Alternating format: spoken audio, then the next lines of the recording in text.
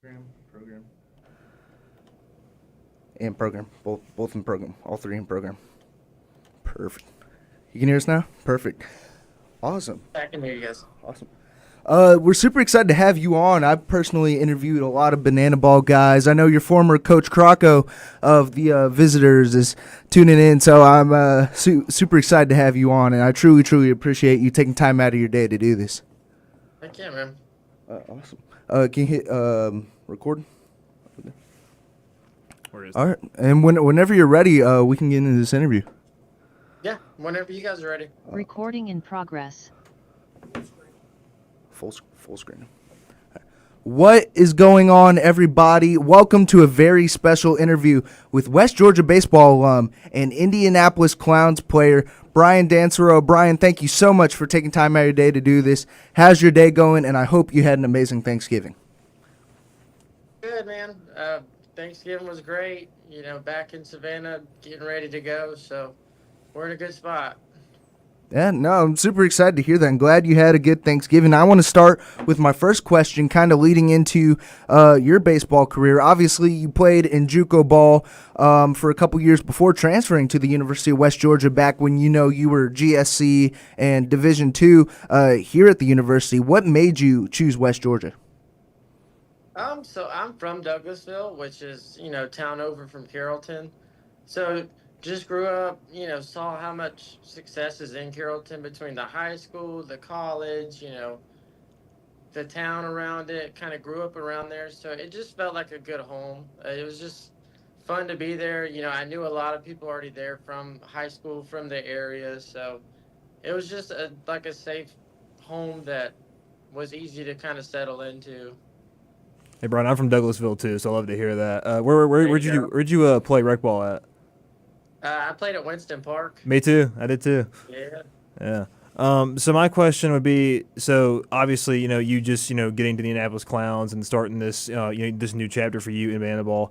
What has kind of been the practices been like for you? Have they been like really different from, playing in college, playing in high school? Is it kind of a different like vibe at practice, a little more maybe relaxed or maybe more emphasis on like the theatrics instead of baseball maybe?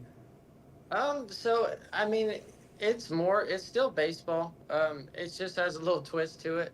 So instead of just taking fly balls, like you are majority of the time trying to take like trick play fly balls and kind of get comfortable with, a trick play being your new normal. So that's where it's a little bit different. Like it's treated the same. Um, of course, everybody's around each other. Like energy is always higher. You have people dancing around. Everybody kind of has their thing. So when you get all together, everybody just molds. So practices are interesting. Like you have a lot of people bouncing ideas off each other, whether it's trick plays, whether it's celebrations, whether it's bat flips and stuff like that. So I would say it's a lot more laid back, and it's just probably a little bit more fun than just original baseball practice. I mean, that's absolutely phenomenal to hear. And I mean, obviously, you played a multitude of years before heading into Banana Ball with the Pecos League, with the American Association Pioneer League, with the Rocky Mountain Vibes, just to name a few. I want to ask you personally, at this point in your baseball career, what made you want to choose to go to the developmental team with Coach Crocco and the boys down there from independent ball to Banana Land? I would say I had a great time in independent ball. Enjoyed everywhere I ended up going, but it just kind of got to that point after like 4 years that, independent balls where you're trying your best to make it to affiliate ball. You're trying to get promoted. You're trying to do, get further along, and just being a little bit older. Had an injury my very last independent ball year. Mm-hmm. Just felt like it was time to move on because there's only so far you can make it from there.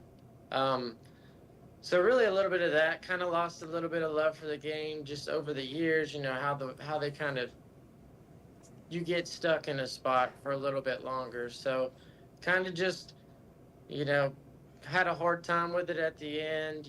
Started losing a little love for the game, and I was lucky enough to play with two of the guys that are currently here. Played with Dan Oberst from West Georgia, Mm-hmm. and then I also played with Reese Alexiadis with the Bananas, the right fielder. So got in touch with them. They kind of gave me a rundown and said they just loved it and it was just fun.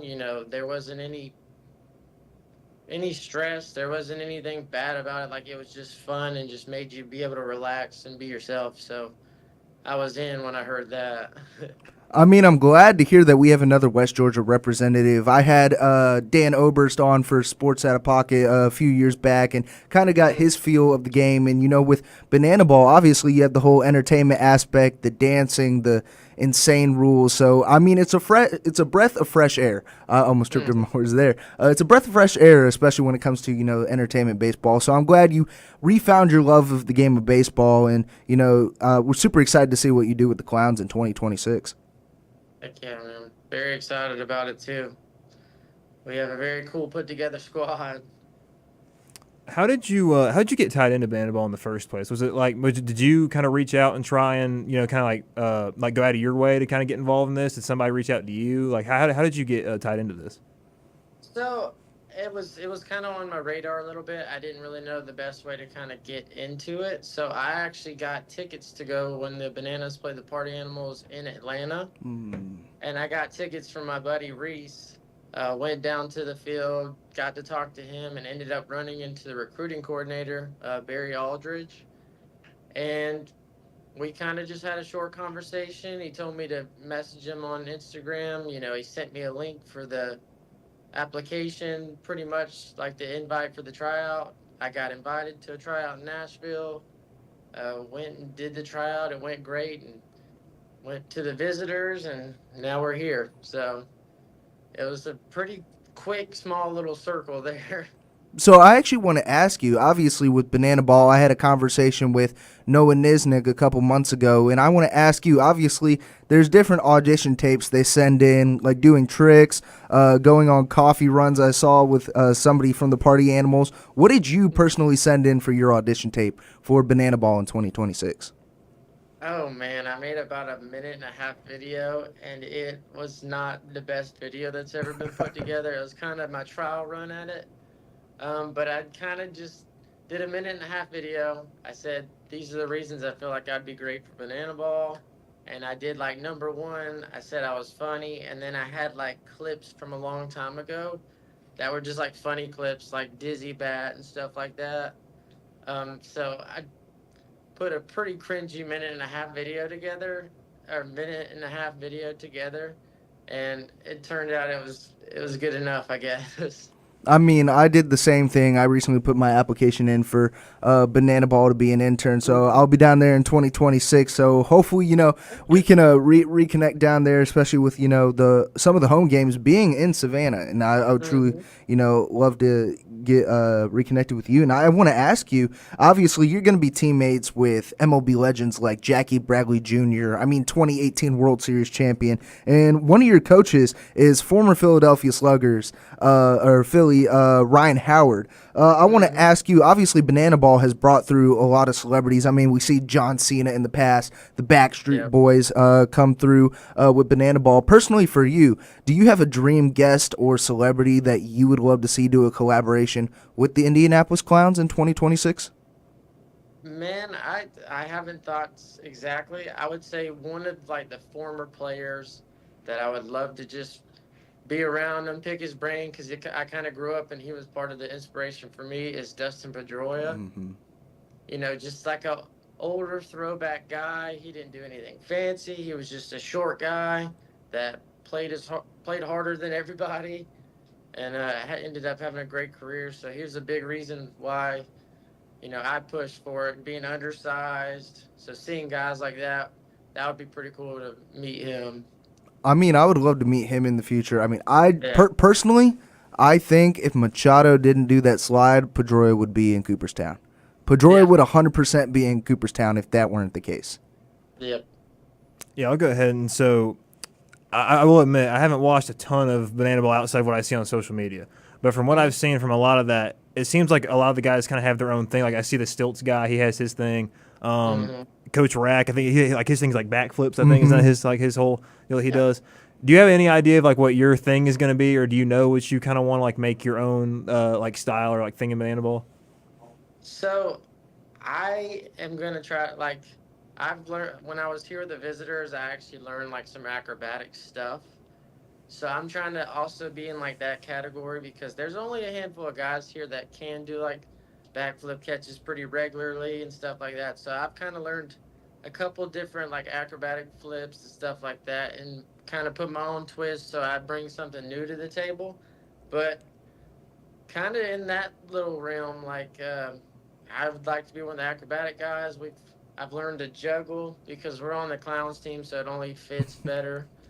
Juggling, just being able to do crazy stuff with the ball, just between the legs, just juggling, moving around. So kind of acrobatics, juggling, clown circus style. So I wanted to fit good with what we're gonna bring. So That's absolutely phenomenal here. Now, you talk about big twists, especially when it comes to, I guess, well, I mean, twists and flips and acrobatic tricks. But I want to kind of tie it into banana ball rules. I mean, I asked your former coach, Coach Crocco, personally, if he had an independent rule he would want to implement just specifically for the local beach coconuts. I want to ask you, do you have a personal rule that hasn't already been created that you don't know of yet that you would love to see specifically just for the Indianapolis Clowns?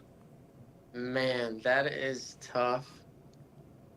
I would say I used to have some in mind, but now that we've kind of been here a little bit longer, I've kind of changed my mind on some of them. Mm-hmm. I don't have one specific. I think, we're saying rules. I'm trying to be a little more picky. I would say like making rules a little bit more cleaner for like our pitchers that they can't throw the ball 12 foot in front of the mound. I know that's not a fun rule, but as a hitter, like that's just something you think about. Um, I don't know why. I feel I can hit pretty well left-handed, so I don't know why I would like to see some people have to switch hit sometimes. So maybe something like that. So I actually want to ask you, almost kind of relating to that. You talk about, changing rules. I want to. You see in the MLB that they have custom torpedo bats, and I don't think that there are custom bats in banana ball. But would you be opposed to implementing custom bats throughout the 2026 season? Like bats like the torpedo bat. Yeah, or just any sort of custom bat. Maybe a custom bat made out of what's something clowns use, Michael? Something Clowns use bouncy balls, like a bowling pin. Yeah, a bowling pin bat or something like that. Would you be opposed to doing something like that? Not at all. I love that stuff. I mean, it's interesting and it's a challenge. So like it's just fun to do. Like you're there to entertain people. You're there to, provide what you can for the game and all that. But at the end of the day, like it's just about what's gonna make everybody have a good time and smile. So I would be open to a bowling pin, take one of stilts and hit with it.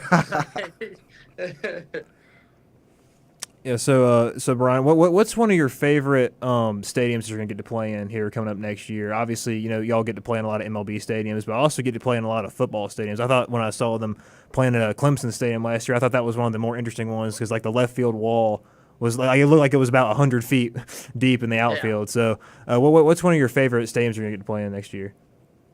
So I think I have a couple. We're one of the only teams I think that are not playing in a football stadium next year. We play in several MLB stadiums though, which is awesome. I'm really excited about the Angel Stadium. Ooh. Because it's also going to be like it's right next to Disneyland. I think we get to tie into that, so like it just makes for a really cool environment.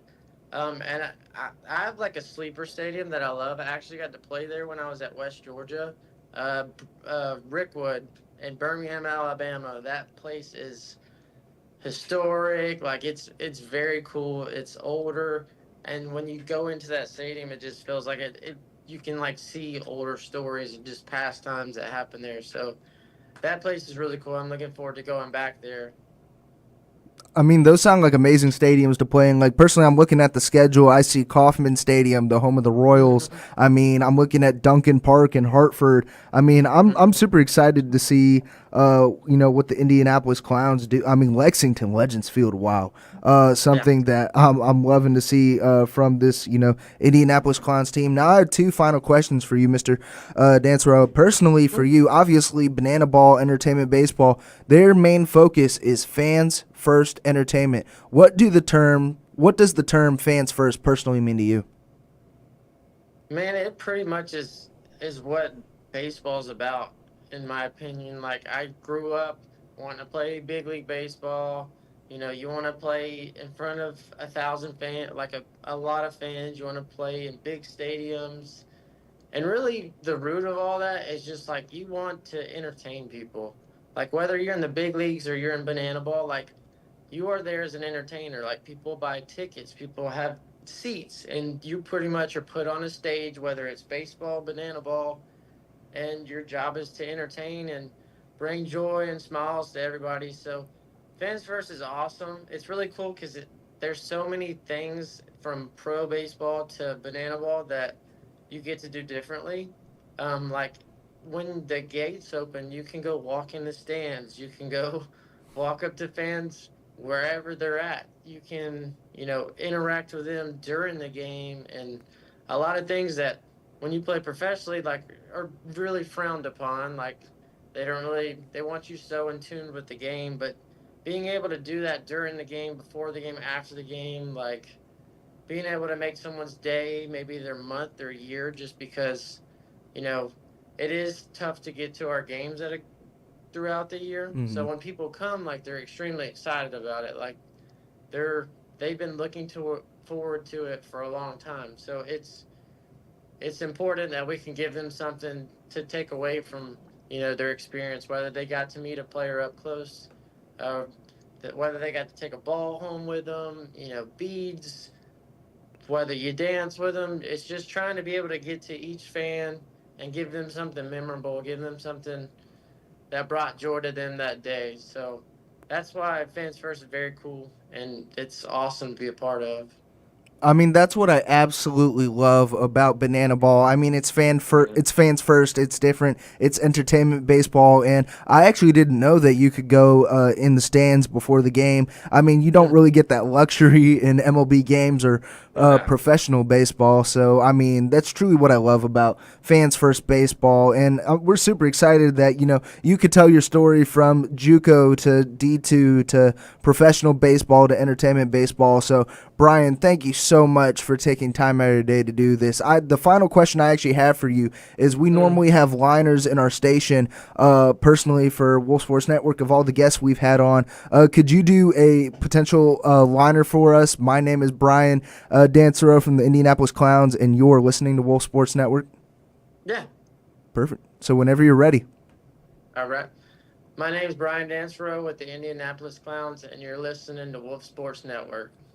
Thank you so much, Brian. We hope to Thank- reconnect in the future. And thank you again. Go West, go Wolves. And we're That's super right. excited to see what you do with the Indianapolis Clowns in 2026. Thank you so much. Thank, thank you guys for having me on. It was fun, and I hope I get to see you when you come down here. Yeah, I hope so too. I'm, Yeah, truly man. looking forward to it. Might even get a Brian Dansereau Indianapolis Clowns jersey. We'll see what There you happens. go. Now we're talking. Yeah, I need to get that. I need to get Dan Oberst one as well. So, but thank you again That's so fair. much, and I hope you have an amazing day. Appreciate it. You guys too.